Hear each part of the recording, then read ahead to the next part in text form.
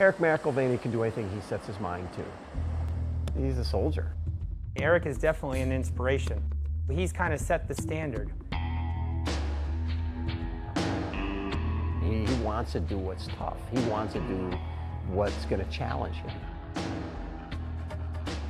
His focus, day in and day out, has been to get the strength, the conditioning, the range of motion to allow him to do a sport like the Ironman.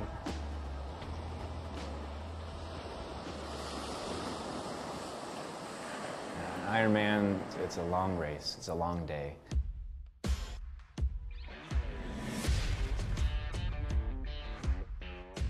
You swim 2.4 miles, you bike 112 miles, and then you run a marathon, 26.2 miles. What I call Ironman is an equal opportunity abuser. I don't care if you're the best guy or if you're the worst guy.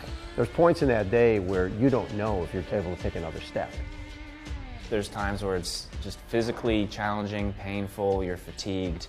You have to be able to dig down deep. What Eric is doing is incredibly impressive because he came in not knowing if he could do this. I met Eric when I was working and running one of the 3 DoD centers for all of our combat active duty that have been injured either in Iraq or Afghanistan. And in 2011, Eric sustained a blast wound.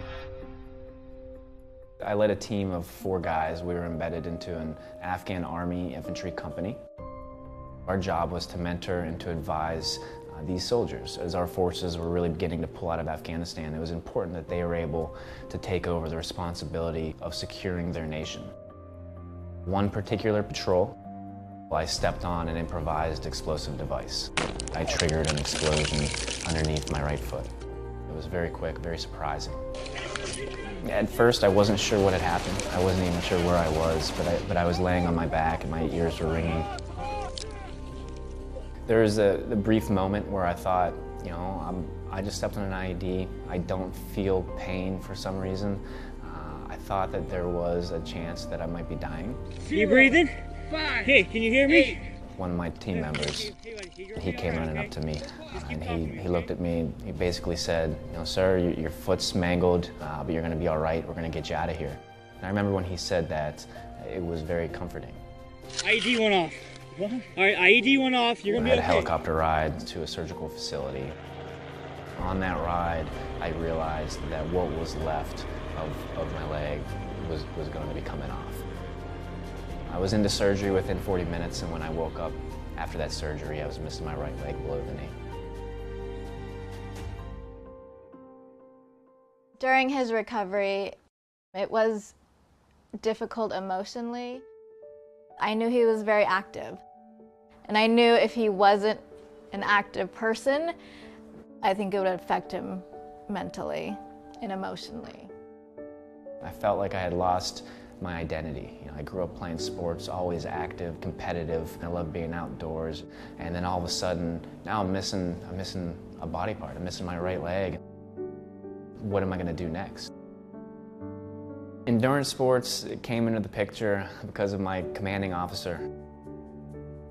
He was still in Afghanistan. I was still in the hospital bed. He sent me an email and it said, "Hey Mac, when are you going to run your first marathon? I want to be there for it."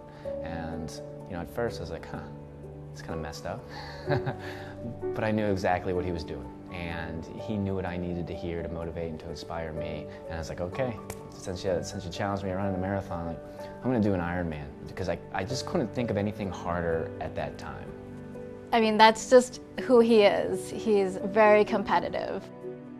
When I first met him, we went for a run, and I was a pretty good runner.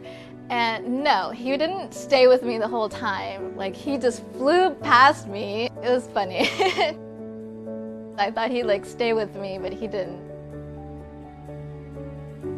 Some people's goals might just be to get up and walk and be able to go to the grocery store, go to the park with their kids.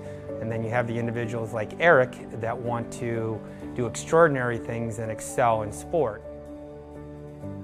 I'll never forget that it was exactly 2 months after the explosion that I stood up on my first prosthetic leg. It still hurt. It was weird.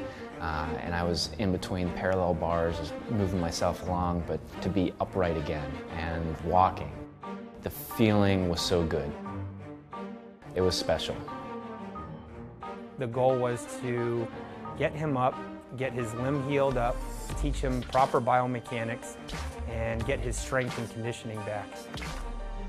I would have to say within the first couple of months of Eric up walking, we were already moving and talking to medical directors to get approval for a run leg. I was very impressed with the whole process. I knew very little about prosthetics before I was injured. There's nothing more important for an amputee athlete than his relationship with the prosthetist. It's paramount. Every prosthesis is customized to the patient's weight, their limb shape, and the demands of the sport that they are desiring to do. Patients like Eric who are getting stronger, the body adapts to the sport, you lose the weight, the limb changes. The challenge for us as prosthetists is to continue to maintain that prosthesis and to make sure that we're suspending it well, loading the soft tissue correctly so that the patient can go out and do the training day in and day out. When I realized that there are other guys in my situation, men and women, that were doing it, that were competing in sports, you know, it was a game changer for me. I was like, wow, there is a future. Initially, after my injury, I set that goal to run an Ironman, and in that journey to get there, it took 22 months. I ended up crossing that finish line, and I had checked off a goal. I ran an Ironman, and I thought to myself, that was really hard, but I think I could go faster. I knew that there wasn't a limit and there weren't boundaries. Next goal, I decided that I want to become the fastest amputee Ironman. And it's, you know, I wasn't close. My first Ironman, I ran 11 hours and 54 minutes, and the fastest is 9 hours and 57 minutes. Eric is definitely capable of breaking the fastest Ironman time. He has the determination, the passion, the drive, and definitely the mental capability of doing it. I knew he wouldn't be satisfied with just doing the minimum. That's who he was. I've raced with Eric many times, including last summer up at Ironman Canada. It's still astonishing to see him out there competing with elite age groupers up front, not in the back, but up front, literally holding paces faster than most 30, 40, 50-year-olds, of course. So we take a lot of pride in knowing that we're part of his Formula One team, but ultimately, the work is done by Eric. A race that I'm competing in this year, it's the 106 West Triathlon. It's in Dillon, Colorado, and it is the highest altitude triathlon. It's over 10,000 feet, and that, to me, that just sounds crazy, and it sounds like a reason to go do it. The thing about Eric is the bigger the challenge, the more he likes it. I've always had a passion to be out and about and competing and doing something, and I can't picture myself doing something differently.